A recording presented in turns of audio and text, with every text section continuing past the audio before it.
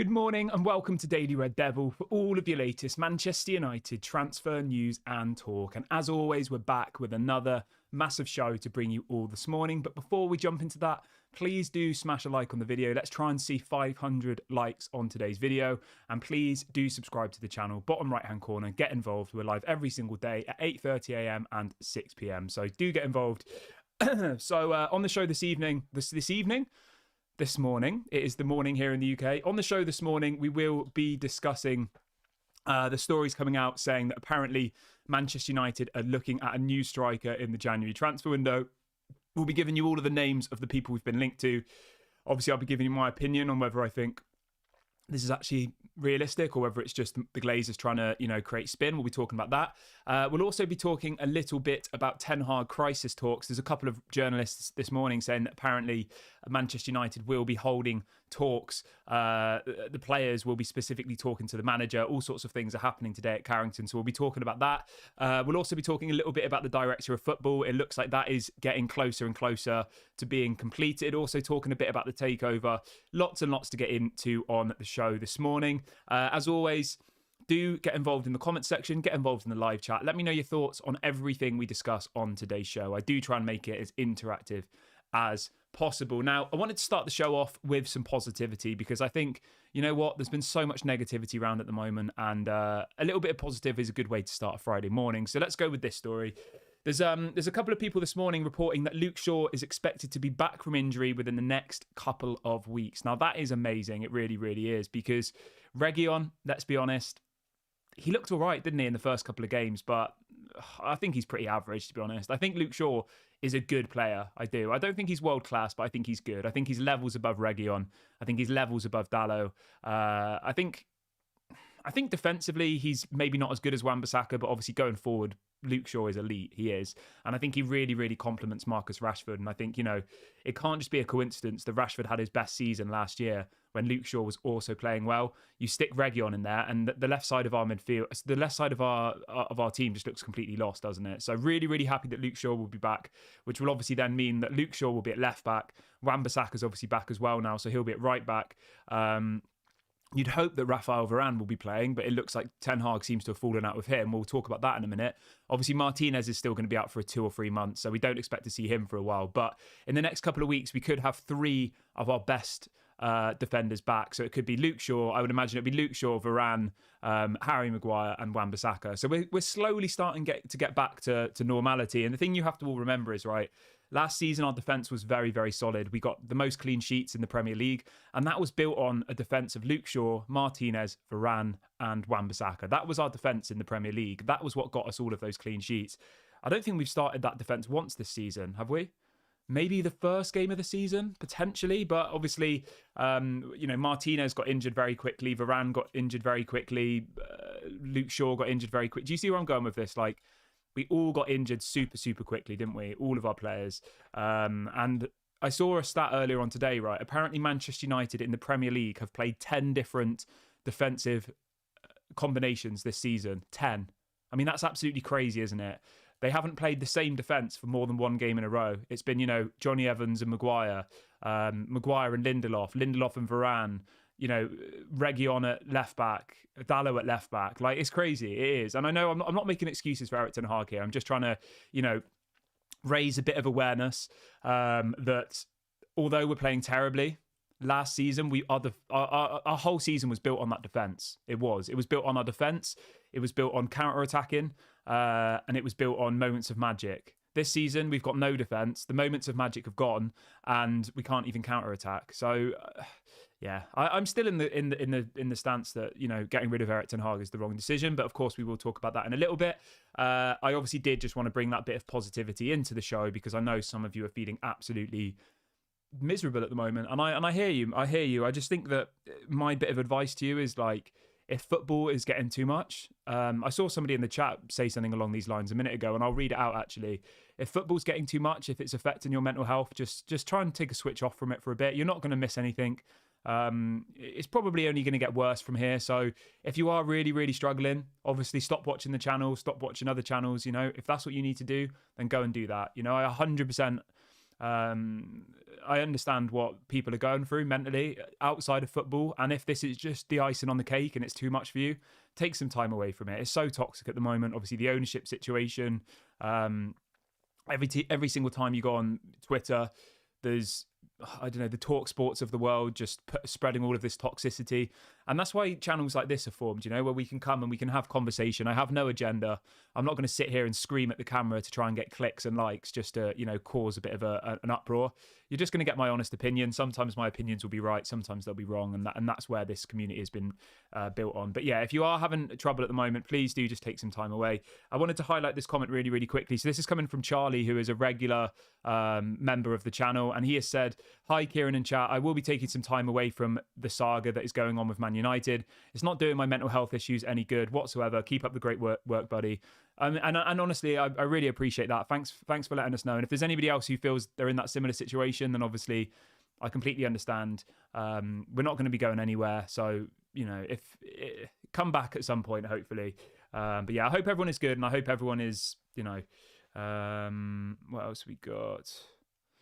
Right, let's move on to the next story, though. Let's talk about this striker situation. Because I think that I just think, to be honest with you, that this striker is spin. I do. I think it's Manchester United and the Glazers trying to put a story out to try and patch over the absolute mess that's going on at the moment.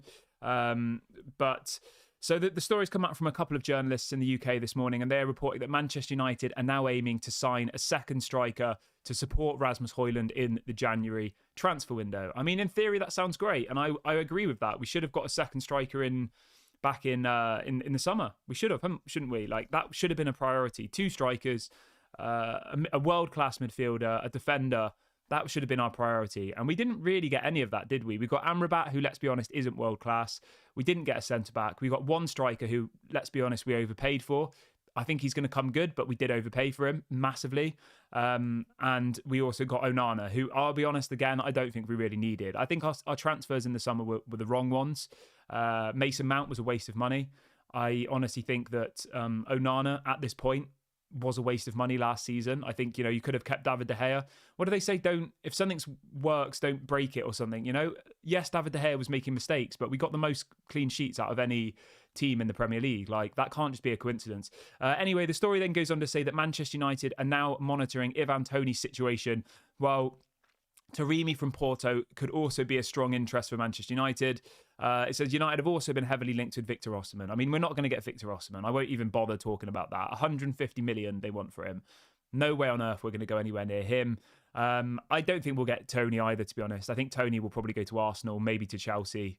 There are plenty of clubs in a better situation than us who are interested in Ivan Toney, who desperately need a striker. Chelsea, Arsenal, both of them have the money to do it. Both of them, I would say, specifically Arsenal are on the up. Chelsea, I would say, are in a similar situation to us right now.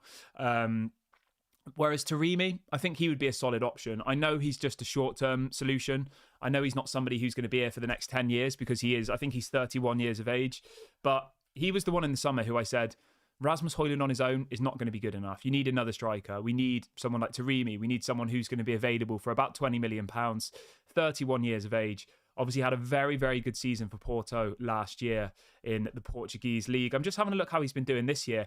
I mean, his stats for this season haven't been as good, to be honest. He's got, it's not bad, actually. He's got 6 goals and assists in 13 matches. So he's averaging a goal or an assist every other game at the moment. It's not too bad, is it? In the Portuguese league, he scored 2 goals and 1 assist in 9 matches, which isn't great, really, is it? Not amazing, but last season he was very, very good. Now, obviously, I don't follow Portuguese football that much, so I don't know whether maybe he's been injured. I don't know whether Porto are doing badly. I'm not really too sure, but last season he got 22 goals and 8 assists in 33 Portuguese league matches, which I thought was very, very good. So, and he also got 5 goals in the Champions League and 2 assists in 7 matches. So I think he would be the best option at this stage. He's someone who is available for a good price. He's someone who can come in and in theory hit the ground running. And I think he would be the best option at this moment in time. So yeah, let me know what you guys think about that one. Who do you think the striker should be? I honestly think I honestly think for this January we need to buy 2 or 3 players, and even then I think that would just to be to kind of solidify the team and for us not to be finishing in the bottom half. I think we need another centre back. Obviously Martinez is I think, now going to be injury prone. Maguire is fine against Luton Town at home, but as soon as you play a half decent opponent, a Newcastle, a Liverpool, a Chelsea, Tottenham, Arsenal, Harry Maguire's not good enough, you know? So for me, we definitely need a centre-back in January, and you would imagine that, you know, with the links to Sir Jim Ratcliffe and Nice, surely we should be able to go and get Jean-Claude Todibo for a good price, maybe a loan with an obligation to buy in the summer. Like, I would expect Sir Jim Ratcliffe to be able to give us some good offers now, you know? And you know, and to be able to help us out. He needs to win over the fans, and I think that this would be an opportunity to do that. So hopefully we can do a loan to buy for Jean-Claude Todibo, and then hopefully we can go and get a striker as well. And then, you know, things can change around pretty quickly. You know, if that back four is Luke Shaw, Jean-Claude Todibo because Martinez is injured, Varane and Wan-Bissaka, I think that changes everything. I do. Because at the moment, we're literally letting in the most pathetic goals. We've seen Dalot give away so many goals. I don't think he's good enough. We've seen Maguire give away, and Lindelof, when they're together, give away some pathetic goals. Reguilon, I think, looked all right for about half a match and still now just doesn't look good enough. So yeah, we need to sort out the defence desperately. And I think once the defence is sorted, the attack will naturally just improve as well, because as you all know, everything is built from the back. And at the moment, we've got players who can barely even play out from the back. You've got this goalkeeper who is supposedly an elite distributor, elite with his feet. Well, that's completely pointless because the people in front of him aren't elite with their feet. You know, Harry Maguire, he can pass the ball long, that's about it. But if a player runs at Harry Maguire, he's absolutely done for. He's like a deer in the headlights, isn't he, Harry? So, yeah, I think we desperately need to resolve that centre-back situation and, you know, get those players back from injury, the Luke Shaws, the Wan-Bissakas and all the rest of them. But let me know what you guys think about that one. Abby says, I wouldn't give Erik ten Hag another transfer window. That's fine. That's up to you. That's completely up to you. Obviously, you're allowed your opinions on that. Al says, when I suggested Santiago Jimenez, he had a release clause of 17 million. The price is now over 50 million. Erik ten Hag has no talent identification. I mean, I don't want to say he's got no talent identification because I think most people were pretty happy with Rasmus Højlund, weren't they? But obviously, that's up to you if you think that. I was somewhat happy with Rasmus Højlund. I thought he was a good signing. I don't think he's probably what we needed this season. I feel like we needed a proven goal scorer. I feel like we needed a Harry Kane, a Victor Osimhen. You know, so apparently this Jimenez guy's got a 40 million euros release clause, which is what's that in pounds? I mean, it's still not very much, is it? Really, 35 million pounds. When we're being quoted around 20 million for Taremi, like surely stick an extra 15 million on top of that to go and get to go and get this Jimenez guy from Feyenoord. Like, he definitely looks like a better player. He's obviously a lot younger. How old is he? He's 22 years of age, Mexican international. He's got 13 goals and 3 assists in 10 Eredivisie matches this season. I mean, that's a very, very good return. And he's got 2 goals in the Champions League in 1 game. Very, very good. Very good return for such a young player. Last season, he got 15 goals and 3 assists in 32 matches. So averaged about a goal or an assist every other game. 5 goals in the Europa League in 9 matches. Yeah, he did very, very well last season. And I would be looking at this player personally. I think with a release clause, as I said, of only 40 million euros, I think he'd be a very, very solid option. Emmanuel says, if you think Erik ten Hag can't do the job, then who do you think will? Zidane. I don't think any of these managers will succeed in the amount of time that some of the fans want them to succeed in. Do you know what I mean? Like, people seem to think that give them 1 season and we should be winning the league. I honestly think that this is like a 5-year plan. And even then, I'm not convinced we're going to win the league because, in my opinion, from where I'm sat, Arsenal, Man City, Chelsea, Liverpool, they're only going to keep getting better and better and better and better. I don't see any of them, you know, going backwards at this point. I think they will just keep improving. They've obviously got their structures now. They've all got directors of football. They probably know Liverpool, Man City, Chelsea. Maybe not Chelsea, actually. They're a bit of a mess. But, you know, the Liverpools, the Tottenhams, the Man Cities, they probably know who they're signing for the next 3 or 4 windows. They've probably got it all planned out. Whereas Manchester United don't even know if the manager's going to be here in a week's time.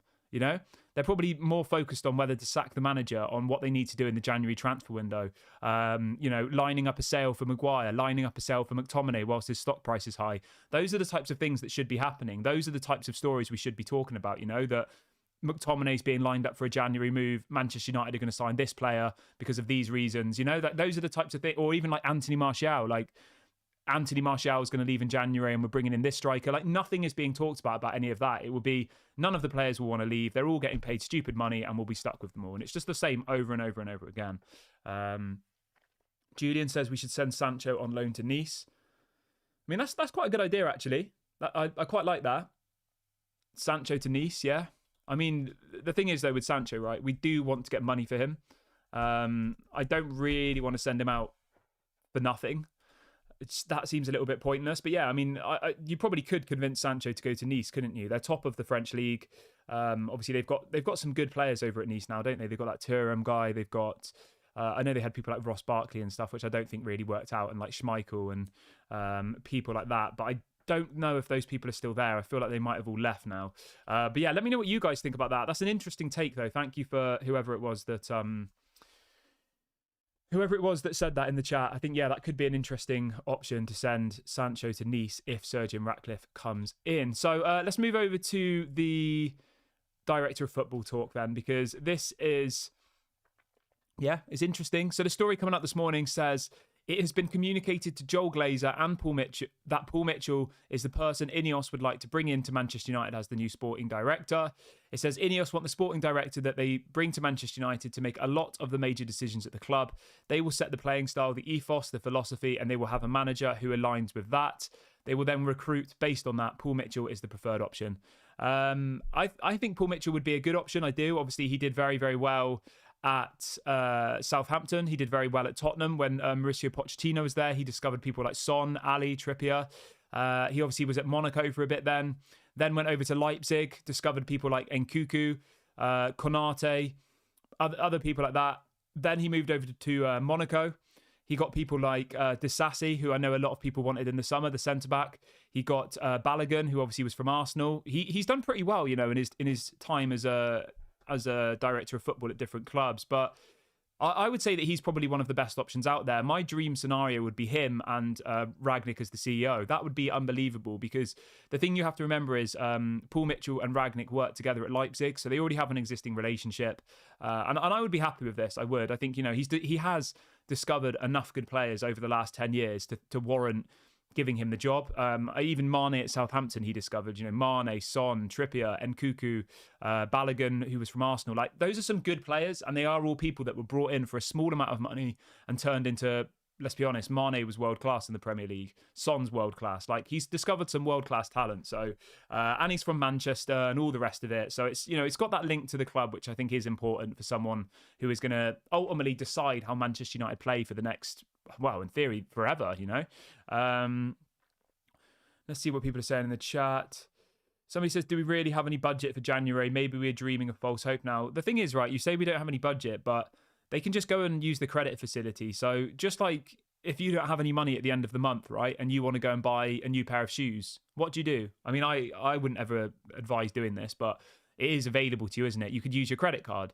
That's what Manchester United do. You do realise that all of the transfers this summer and last summer, none of that money came from Manchester United. It all came from a credit facility. It came from a loan. So there is, in short, there is money. They can do it, you know?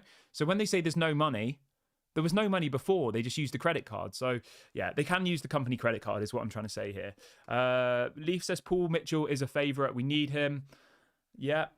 Somebody says Paul Mitchell is a good option. He did very well at Monaco, Southampton and Spurs, and I want Rangnick as our CEO. That would be absolutely brilliant. Yeah, I agree with you on that one, mate, 100%. I think that would be the best option for Manchester United. I think that would be the best thing to take us forward. And I think just the most important thing is that we will actually have a director of football. You've seen Newcastle have brought in a director of football, didn't they, right? They brought in a director of football, and in the next kind of 2 to 3 years, they've done some really, really good signings, and they haven't really overspent on anybody, you know? Obviously, Tonali was a big transfer for Newcastle, but 60 million they paid for him. That's about his market value. If that was Man United, we'd have paid 100 million. Easy. You know, the fact we paid 100 million for Anthony, and let's be honest, Sandro Tonali is a much better player. Obviously, it's a different position, but is a much better player, you know, on the national stage than Anthony is. Let's see what people are saying in the chat. Emmanuel says, listen to this point. Sacking the CEO and director of football will cost money, and you really think they will sack Ten Hag? No funds. Well, what I found out, apparently, when they sack a manager, right, they don't have to pay them all the money up front. Apparently, they just have to keep continuing paying their wages for the remainder of their contract. So if Erik ten Hag has 2 years left on his deal, right, and he's paid £100,000 a week, Manchester United will have to continue paying his 100 grand a week for the remainder of that 2 years. So they won't actually have to stump up all of the cash up front. It will be, he'll still technically be employed by Manchester United, but obviously just won't actually be doing anything. So that's how it works. They'll pay him 100 grand a week for the rest of his contract, which in some ways is a little bit better than obviously having to stump up all of the money up front. But I get your point there. It is still frustrating that you just have to keep paying, you know, people who aren't actually doing anything. Like, we're probably still paying, what's he called? Some of our players, you know, that we got rid of. Al says Tonali cost the same as Mason Mount. I mean, that just sums it up for me, doesn't it? Kenneth says Newcastle are now a very...